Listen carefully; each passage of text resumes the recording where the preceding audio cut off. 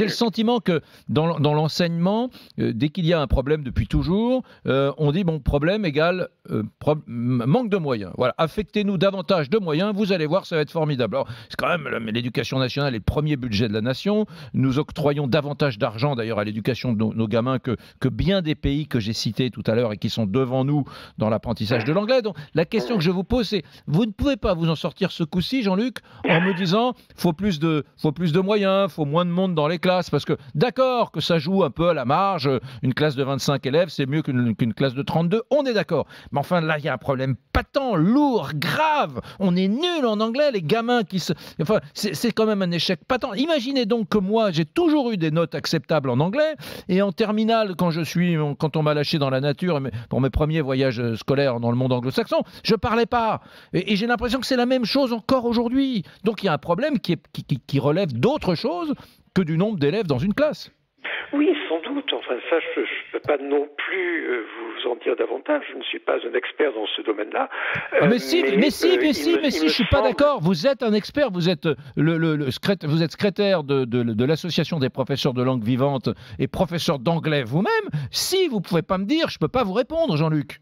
Non, alors je répète ce que je disais tout à l'heure par rapport aux effectifs et à l'horaire. Il y a sans doute aussi un problème de méthode, ça je veux bien en convenir.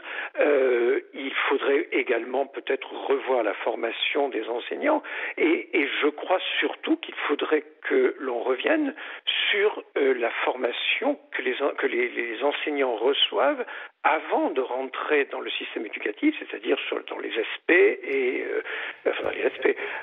Mais cela dit, je crois qu'il faut aussi voir ça dans un contexte plus global. Vous parliez tout à l'heure d'émissions de télévision qui ne sont pas en version originale. Bon, même si là aussi, bien sûr, il y a une évolution, il y a de plus en plus de films en version originale au cinéma et on trouve des tas de ressources sur Internet également.